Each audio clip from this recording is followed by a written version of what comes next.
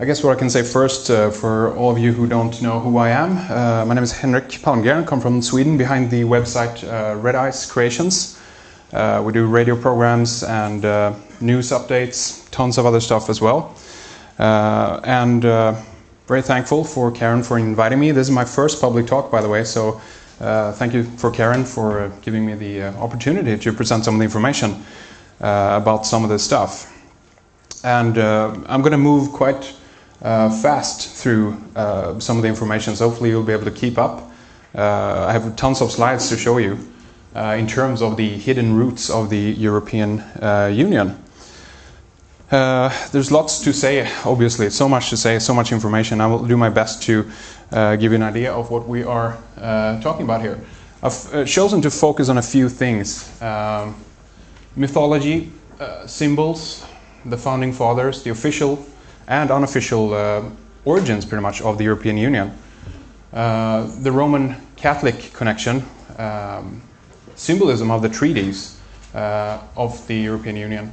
And all these symbols you see down here obviously are connected to what I'll be talking about. IHS, Jesuits, the international pan-European movement or union, the Knights of Malta, a little bit on Freemasonry, a little bit on Zionism as well. There's a lot of connections here that there's just simply not time to go into.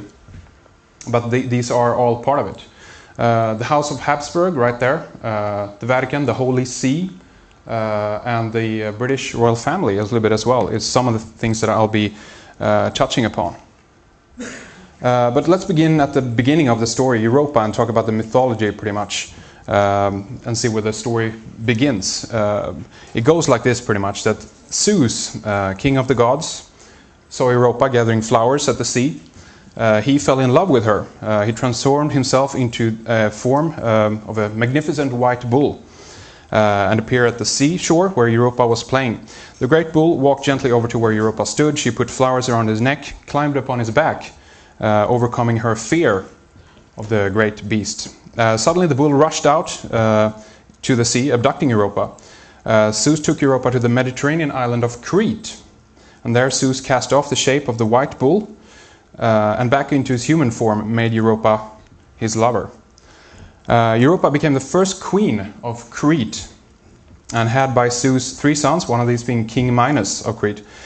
She later married the king of Crete, who adopted her sons, and she was worshipped under the name of Helotia in Crete.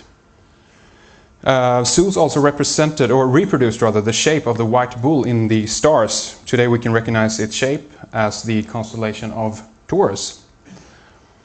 And university professor from Munich, Michael Rappengluck, believes that Taurus is represented in a cave painting at the Hall of the Bulls in the caves at Lascaux in France, dated to roughly about 15,000 BC, which he believes is accompanied by a depiction of the Pleiades.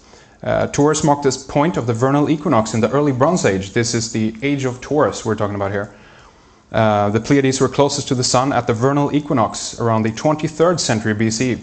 In Babylonian astronomy, the constellation was listed as the heavenly bull. In Greek mythology, Taurus was identified with Zeus, as we just mentioned, and the myth informs names of the constellation since it's necessary to traverse the area of the sky known as the sea or the heavens to reach it. Keep that in mind as well. And this is when passing through the zodiac. It forms the origin of the myth of the Cretan bull and one of the 12 laborers of Heracles or Hercules. So let's just look quickly here at what we are looking at.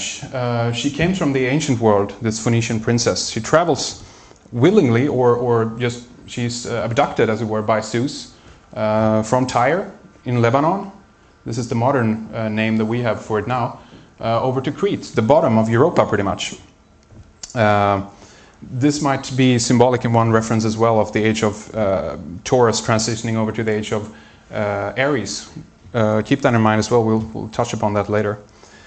So she came from the land of Canaan, the ancient world. She was a Phoenician princess, as I mentioned today, Tyre in Lebanon. There's a very interesting connection in terms of Tyre as well when it comes to something called Tyrrhenian purple, or royal imperial purple. And there's actually a relationship between the the Minoans of Crete and the Tyrrhenians, and how this was extracted, but we don't have simply time to go into that right now.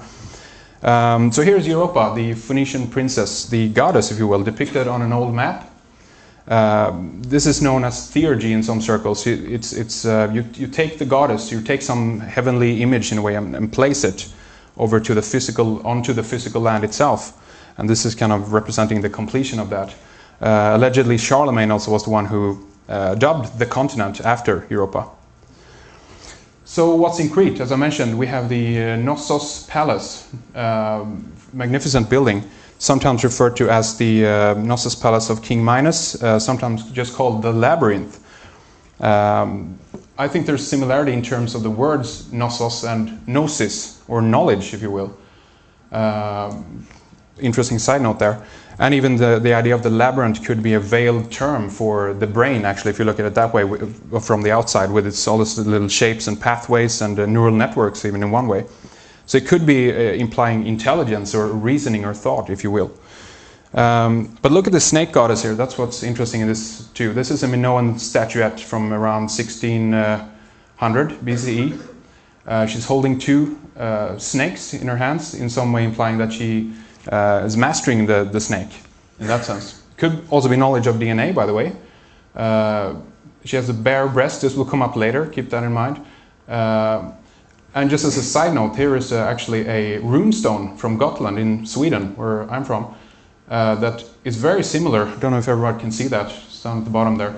Very similar to this goddess as well, obviously, holding two snakes and so forth. There is a relationship between many Norse ancient civilizations and the Middle Eastern civilizations as well, I believe.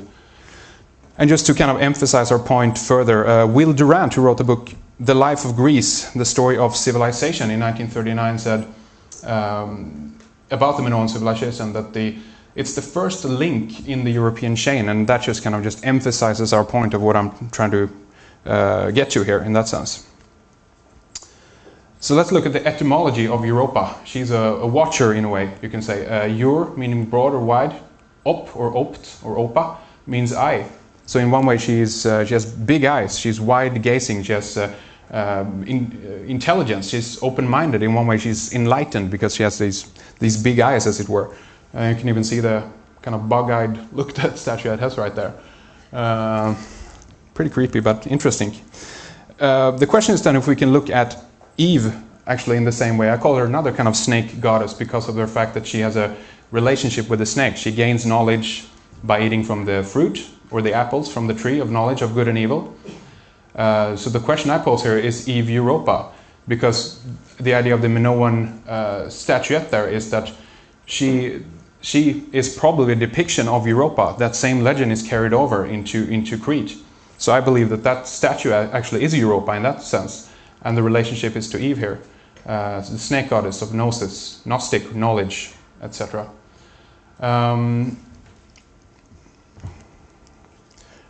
The apples of enlightenment comes up in Norse mythology as well. The story of Idun or Idun. She is the guardian, if you will, of the apples or the fruit of knowledge. She was a wife of Bragi or Bragi, a wise deity related to the moon. So who is Europa anyway, if we ask that question? Protestant minister Alexander Hislop writes in The Two Babylons, 1853, that Semiramis was an actual person in ancient Mesopotamia who invented polytheism and with it goddess worship. I personally don't believe that that's the case. I think goddess worship probably was around before the worship of a god. Before that probably it was animal worship, like the bull, the snakes as we saw, the bear or something. But anyway, let's leave that for now. Just continue and see what he has to say here. Hislop believed that Semiramis was a consort of Nimrod, builder of the Bible's Tower of Babel. Keep that in mind as that come up later as well. He maintained that all divine pairings in world myths and religions depicted in art, like Isis, Osiris, Aphrodite, Cupid, Asherah, Orion, Mary, Jesus, and others, are retelling of that same tale in one way of Semiramis and Tammuz. And Semiramis, he says, goes on to become the Blessed Virgin Mary, according to Hislop's books. This attempts to support his claim that Roman Catholicism is, in fact, paganism. I think that there is something to this story in terms of if we compare mythologies from around the world, it seems to be a central theme that is brought up again and again. And I think we can do the divine pairing here of Europa or Zeus as well, or at least King Minos being the offspring of Europa and Zeus then. And although Rome might be based on paganism, it doesn't mean that it's a good version of it. I see it rather as a bad copy, if you will, than in that sense. But let's leave that for now. But again, I think it's something to what Hislop mentioned here, that Mary, Virgin Mary, basically is Semiramis in that sense, equivalent of all these other goddesses.